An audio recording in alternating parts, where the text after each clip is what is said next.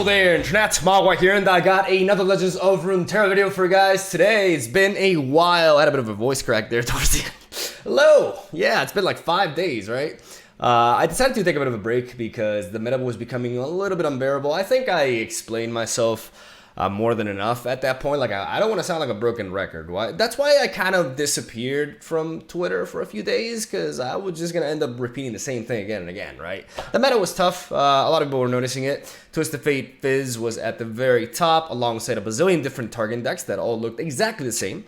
And that was really dominating the metagame for quite some time now, even before Shurima was released, which is why we've had the first big case in Legends of Runeterra in which a bad, balanced metagame kind of ruins an expansion release. I wouldn't say ruin. Ruin is a harsh word, but it definitely tainted it a little bit. And yeah, I was very much looking forward to this patch. I was also very nervous about the patch notes. I think all of us were, because there's a lot going on this. There's several people saying that, you know, Runeterra was going to make or break itself with this patch. It's a pretty big deal because it's the longest that we've gone without a balanced patch, especially, like, we're spoiled in a way, but to be honest, from my perspective, if you give us something, like if you give me a piece of candy every day, right, and then all of a sudden you stop giving it to me, what is going to be my natural reaction?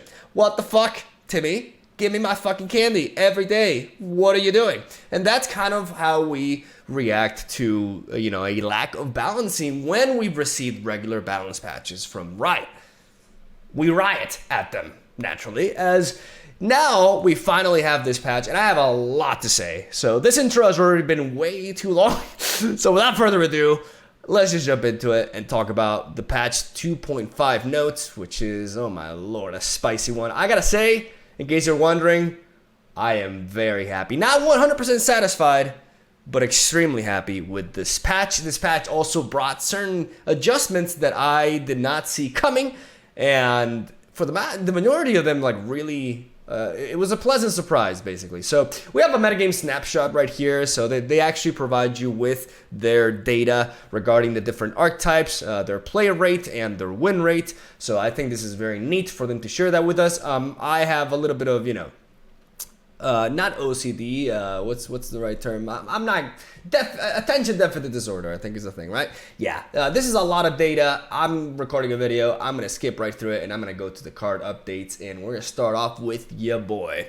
Twisted Fate, indeed, got nerfed. I think this is something that we all saw coming at this point. This is not surprising in the slightest, but the big question was not if it was going to happen, but how was the balance change going to be implemented. In this case, we have a slight nerf, which I'm a fan of. They ultimately decided to tackle both Twisted Fate and his signature card, which we'll talk about in a bit. But let's talk about Twisted Fate himself. First, we see the level up requirement goes from drawing 8 cards to 9 cards, and we see a reasoning right here.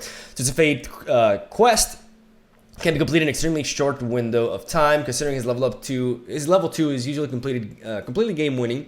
We feel the need to increase the quest requirements slightly to broaden windows for interaction before he levels up. This especially is important for us to keep an eye on, given both current and potential future content that involves card draw. This is the most important part of this statement right here, because this lets us know that they're fully aware of the issues, the core issues within Twisted Fate's design. Now, I'm not going to go ahead and be, you know, Captain Hindsight here and be like, I saw this coming. I could, you know, that'd be great. Maybe look smart and shit, but unfortunately, that is not the case. You know, I am not big brain. I was completely fine with Twisted Fate as a design. In fact, Twisted Fate for a long time was my favorite champion, as you guys know. The problem is it became too popular for little edgy me, and he fell from the ranks because of that. But generally speaking, in hindsight, Twisted Fate has major design flaws. The big flaw is that its level up requirement revolves around card draw. And card draw is perhaps the most generic sort of like action to happen in a card game, right? So any sort of card that you incorporate onto the game that allows for cheap burst speed card cycling, aka card draw, will translate into the ability to level up Twisted Fate very quickly and consistently. And I think the biggest culprit of this was stress testing being introduced into Piltover and Zon within the new, was it the latest expansion, or was it the last batch from Call of the Mountain? I can't quite recall. I think it was before that. Yeah. So this card really pushed Twisted Fate over the edge. Rummage was already extremely good with Twisted Fate. I always argued that Twisted Fate was easiest to level up in the likes of Piltover. And them introducing stress testing really did push him over the edge, because all of a sudden we were seeing scenarios back to back in which Twisted Fate would manage to level up in one turn. And that is crazy, because leveled up Twisted Fate is, as they mentioned, game winning. It is incredibly strong.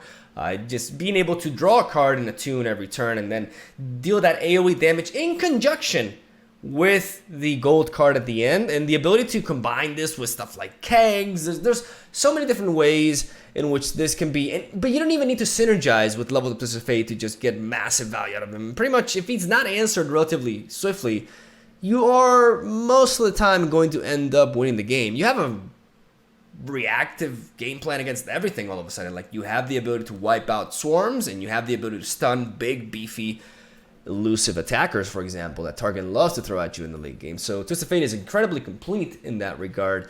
And, you know, the fact that people were leveling him up in one turn was a huge problem. Now, this doesn't seem like a big nerf to achieve that. Like 9, okay. But keep in mind that one more or less card to draw for him to level up actually does mean the world, especially because a lot of times, you know, Twisted Fate does manage to level up by hitting exactly that 8 mark, right? So this is a nice step. I do agree that it's not enough on its own, but that's, you know, when we'll be talking about pick a card as well. But first of all, before we mention that, let's talk about one of the most surprising nerfs. But in fact, one of the nerfs that I personally like the most from this patch, and that is Fiora right here. Fiora fell from grace. She was a 3/3, and now she's a 3/2 for 3 mana with Challenger, which makes it so that Fiora shares the same stat line as the likes of the Dragon Guard Lieutenant, I believe is his name. And yeah, having 1 less health as a Challenger with the win condition that defines her is a massive blow. Like, make no mistake, this is a huge nerf to Fiora. So you may be asking yourself, well, why are you so into this? Like, why do you enjoy this fact? And the reasoning that I'm going to give you is that I believe Fiora has had her time. Fiora has been at the top of the meta for pretty much ever since she was, you know, or the game was released with the open beta. Fiora, it doesn't matter what shell she was a part of, right? Like, initially she started off with Fiora Shen, but then Shen got nerfed, and it took a while for Shen to get back into play. So we saw a lot of Fiora in the Demacia Bannerman decks, which were all the heat really going on before Rising Tides. And she's always been in some sort of top tier meta deck, putting in the work, and established herself as one of the most consistent top tier decks alongside Shen in what is Shen Fiora mid-range with barriers, right? It is a deck that had a very strong curve and general game plan to begin with, but on top of that had an alternate win condition in Fiora that would allow the archetype to severely punish any sort of strategy that spread out and developed weaker units early on, right? Spiders, even Twisted Fate Fizz is, funnily enough, amongst others, right? So Fiora has always had a very strong spot in the meta, but Fiora has also been the face of the binary nature of the game. She's been one of the more clear examples of one of the biggest issues within Runeterra, which is matchup polarity, right? And what I mean by this is that in this game, there are certain archetypes that just do extremely poorly against something and very well against something else. And we see this in card games in general, but this is a bit exacerbated in Legends of Runeterra due to the vanilla nature of the game in the early stages, amongst other things. Like, I could, like, this is a long subject for me to talk about, but basically my argument is that Legends of Runeterra does have some issues with matchups being too polarized at times. It's not the first card game to have this issue, but it is definitely one of the ones in which I've seen it more as something relevant, right? But ultimately, it's not like it ruins the game by any means. It's just one of the issues. Every card game has issues, but I do feel like Fiora really represented that. So now she got nerfed, and honestly, like, I just don't think Fiora Shen as an archetype can stay where it's at after this. Like, there's no way they can survive it. Like, Fiora just dies to Mystic Shot now, amongst a bazillion other things. Like, she can't trade with 2 power, 2 drops. She's just, like, significantly slowed down, significantly more vulnerable. And honestly, good riddance. You know what? It's not like she was super oppressive, but I do believe she was more oppressive than people thought she was. Ultimately, the thing about Fiora is she's been in the limelight for a very long time, and this is a great opportunity for other potential Demacia champions to shine, either now or in the near future. So I am all for it. Speaking of other Demacia champions who could potentially shine now, ya boy got buffed, and I am very happy to see this. Jarvan has an actual respectable stat line now for a 6-drop. You know, they thought that just giving him barrier could justify him being a 5-3? A 5-3 for 6 mana. Right, get out of here. So now he's a 6-4, which means he has so many implications, man. Like, it means, like, if they bop your barrier with a ping, he still survives against 3 power units or less, which is like more than half of the metagame. And the fact that he can actually, you know, survive other combinations, like for example, Grasp of the Undying, anything that deals 3 damage, it's just huge. He can survive also the conjunction of, like, Avalanche and Vile Feast, like anything that can combine pings. That 1 health goes a long way, and that allows him to stick around for longer. It also helps him survive into strikes himself, so that he can level up. And as a leveled up, he's a 7-5. Yeah, Jarvan may be pretty good now. Like, who knows? I'm definitely gonna be experimenting the hell out of him. I really, it sucks. I wish I saw this coming, because it sucks that, you know, my last video is Jarvan, so I have to upload something else before and then go back to Jarvan. But I mean, I have a lot to play around with, because this is only the beginning, right? Let's keep on moving. There's another buff here, ladies and gentlemen. Well, more than a buff, kind of like a redesign of the way. Though I do feel that it is a buff, ultimately. Shyvana has Fury now, which is something that it was a thematic reasoning behind her not having it, right? But now they can take away her power, give her Fury, and I believe this will make her ultimately better, just because it'll be easier for her. Like, when she traces something, she'll be healing. And that's more valuable than her having, you know, 1 more power, especially considering you do get that +1 power when you attack anyways. And 4 is a very respectable power stat. Like, you're going to be taking down a lot of things with that much. So she's pretty interesting. I think she's slightly better now, though I don't know if she will be competitive. We will have to wait and see. And Lulu, your girl Lulu, this is a really strong buff. This may not seem like just 1 stab, may not seem like much, but now she is a fearsome blocker, for example. Now she can actually eat up as she trades into fellow 2/3s, which are very numerous, amongst other things. I think this buff is great. It makes her more reliable and useful on her own, but it doesn't push her over the edge at the same time, right? Because I do believe Lulu right now, even though she's not very popular, she has the potential to be a very toxic champion, because the decks revolving around her are very fast-paced, right? So if, you know, she could represent some sort of, like, other version of Twisted Fate Fizz in the future, because that deck is kind of like a tempo deck, right? Like, all of a sudden it just vomits stats out of nowhere as they build up the spells. And Lulu can also do that in a different way in the early game. I always liked theory crafting with her and Flame Chompers, for example, as there's a lot of, like, very neat combos. She thrives with challengers, right? But I do feel like if she's too much, she can get really bad really fast. And not in the sense that she's a bad card, but, you know, in the sense that she can be oppressive or she could be kind of crazy.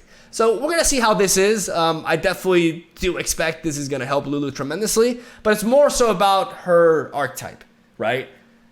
It's either good or it's bad. So we just have to see if maybe a stronger Lulu can make that more efficient. As we're finally going to be talking about Pick a Card, Twisted Fate's Picks card. It got complete change, really. It went from 3 cost to 2 cost.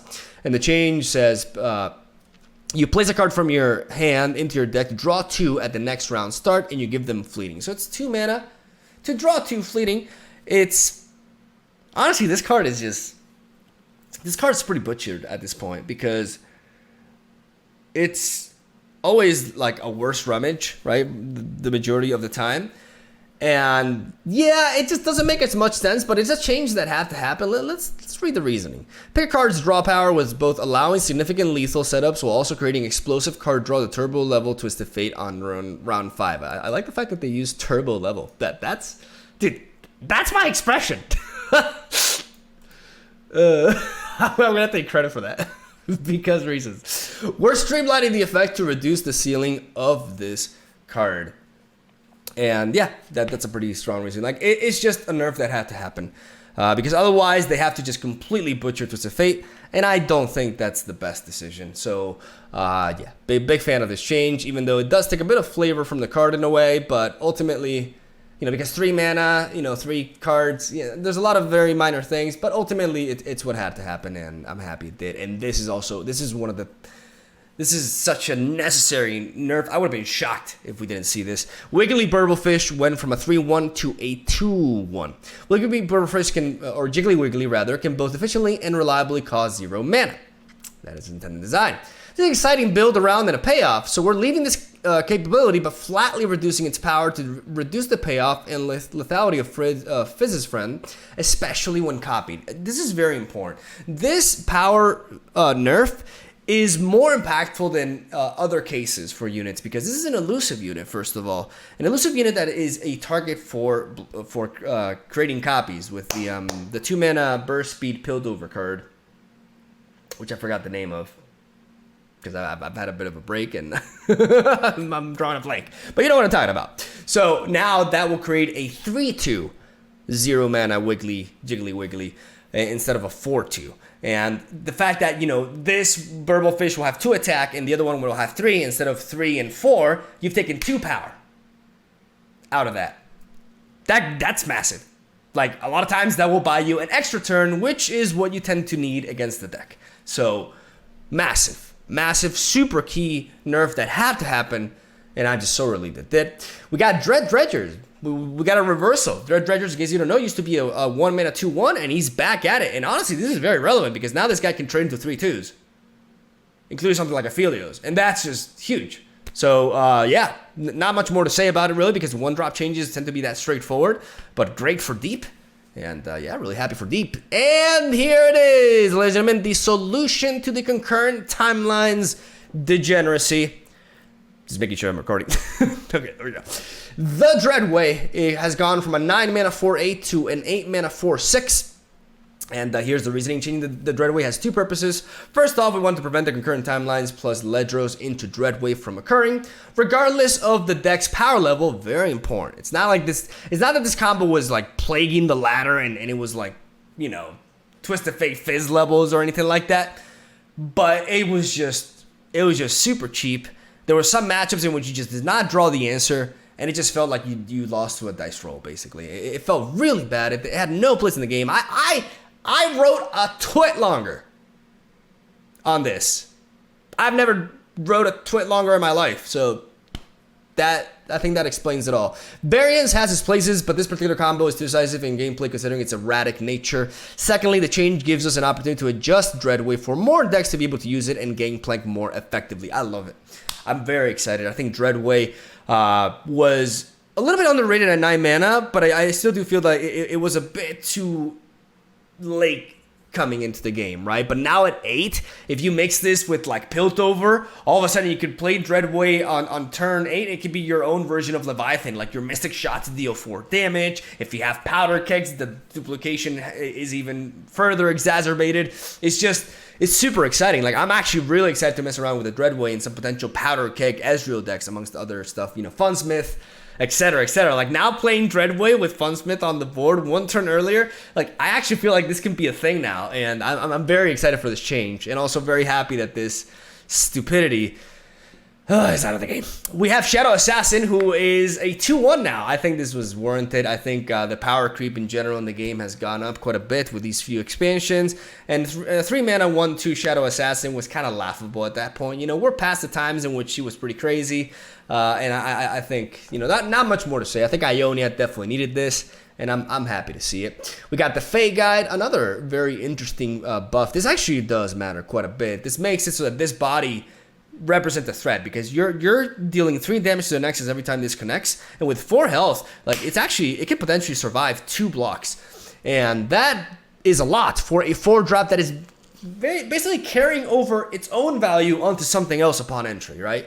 So again, another very neat buff that Ionia could very well use. As we got the Legion Rearguard. Reddit, you did it. He's back as a 1 mana 3/2. Again, I'm gonna bring up the same argument from Shadow Assassin. You know, the game has been power crept a little bit, and therefore Legion Rearguard can go back and actually be a 1-drop again. Especially considering, you know, they printed the 1 mana 3/1 in Shurima, so there was very little reasoning behind that. So yeah, this may mean quite a surge in Nox's aggro deck, so watch out for that though. Like, it's not like I missed this guy by any means, but I do feel this is fair. Now this, ladies and gentlemen, this is a huge buff. Sea Scarab, I mess around with Sea Scarab, and going from 1/2 to a 3, like that's the vanilla stat line. The vanilla stat line for one hell of an engine. Like, the Dredgers buff is cute and nice and useful, yes, but this is on another level. Because now, first of all, this grows. So he'll be a 5/6 instead of a 4/5 when you go deep. Second of all, it's much easier to keep him alive now. He doesn't die. Like, the fact that he doesn't die to Mystic Shot or 2 power strikes is insane. Like, he can survive something like the Sapling from Blighted Caretaker, for example, amongst many other things that would ultimately, you know, killed him before. Avalanche, right? Now he survives that, so they avalanche you and they kill your other shit, but this sticks on the board. You're tossing like crazy. You're just tossing all of your boxes into the river, just books, everything. I don't even know. I'm trying to reference like I need to work on my history. I'll get back to you with that one. But Sea Scarab, great. You know, my level of intelligence can at least enable me to let you know that this is a great buff, and can be a very big deal for deep. Like, I actually want to go back to deep after seeing this. We have the Steamed Hero for him, not much of a change, but now, you know, he does advance your Bird Sun Disc 3 rounds. I felt like 2 was kind of like, I wouldn't say non-consequential, but it did feel like that, right? Now, at least with 3, you feel like this guy is actually doing something, you know? Like, they're not just carrying him. They're carrying him, and he's yelling at them to turn the sun around faster. Yeah. So now we got a Callous Bone Crusher, who is a 4 mana 6/4. I like this explanation right here, which says the stat profile is too off for serious consideration. We're making this change to help in expeditions and potentially see more niche normal game experimentation. I'm gonna translate these to you. We know this card is ass. We're making it a little bit less ass. It's still ass though. Don't play this in constructed. You're welcome. And now, oh boy, this is the big deal. This is the big thing, because as vocal as I've been, all right, regarding Targon, regarding Twisted Fate Fizz, I've been towards Targon. I think Targon right now is easily the strongest region in the game, and it has too much going on for it. Too much flexibility, too much utility, and Aphelios did enable Targon to bypass one of its limitations that it had prior, which was interaction with opposing followers. You know, now not only can we stun them, we can, like, as if we were in Ionia or Noxus, we can smack them with Calibrum as if we were Piltover or Shadow Isles, right? It's reaching a point in which is like, as much as I like the design of Aphelios, his flexibility incorporated into a region that's already like the most flexible to begin with was a little bit obnoxious, right? And this, ladies and gentlemen, this is a nerf from hell. Like, I don't know. It's very hard to see, like, Aphelios properly surviving this, but at the same time, there's a lot of implications with this. Like, first of all, you got to keep in mind that Aphelios, before I go there, you got to keep in mind that Aphelios is effectively a 3 mana Heimerdinger / Lux, right? It is an endless value engine that comes in too early in the game, in a region that had outstanding ways to keep him alive. You know, not only Pale Cascade, but even Sunblessed Vigor. You got the Vale Temple pumping up his health, which we'll talk about in a bit, amongst other things. So keeping him around is actually really easy. And playing your moon weapons for 2 mana is also pretty easy, especially when you revolve around a strategy that actually gives you a bit of ramp, right?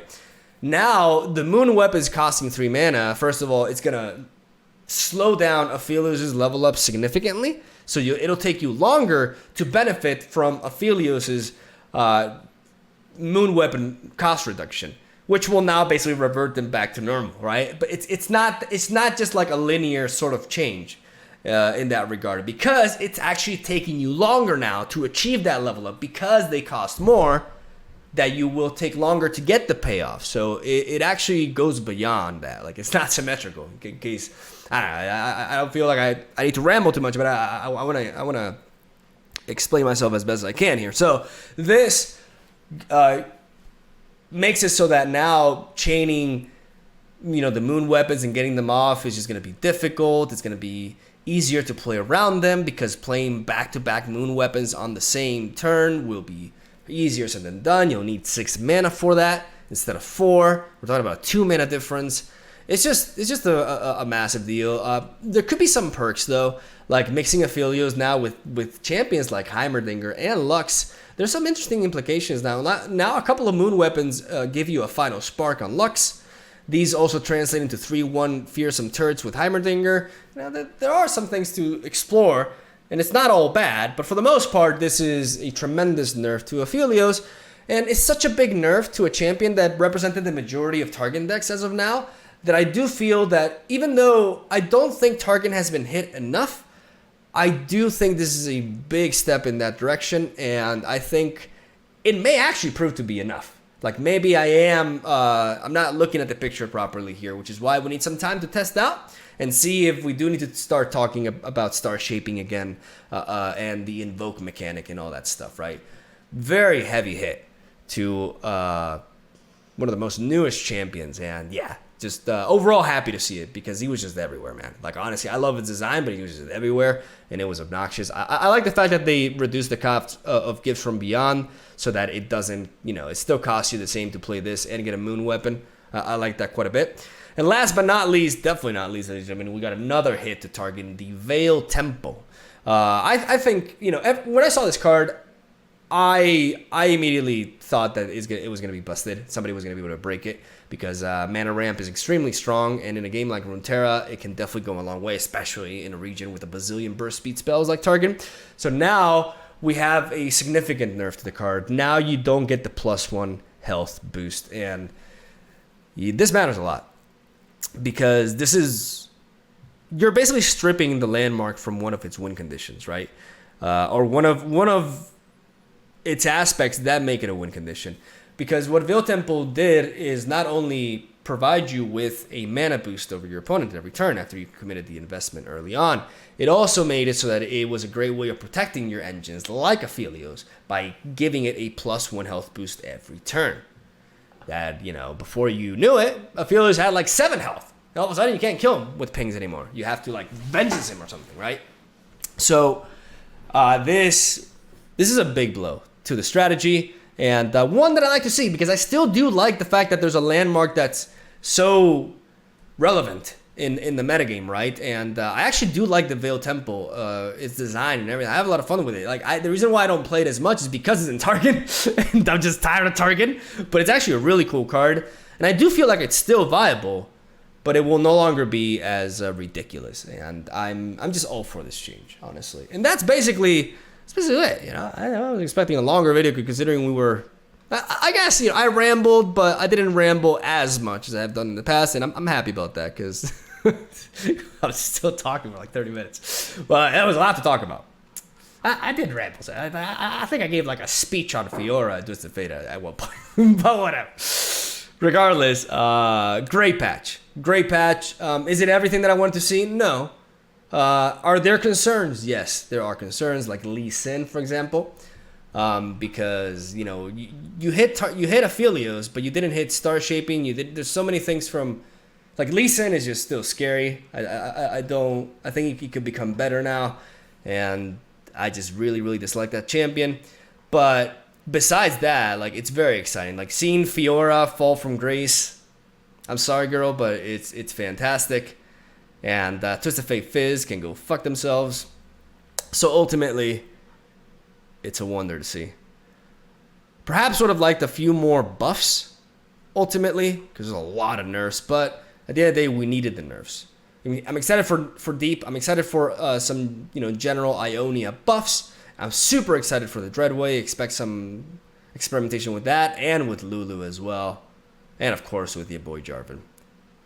And goodbye, Fiora Fate.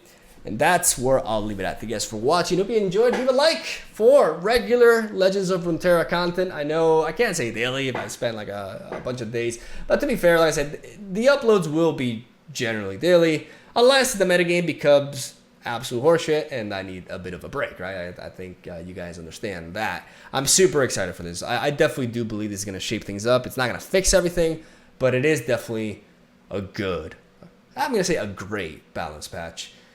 And I'm pumped to just be able to queue into ladder and actually, run into different shit. So that's where I'm going to leave it at. Thank you for watching. Have a solid day. Leave a like if you enjoyed. And I'll see you guys tomorrow.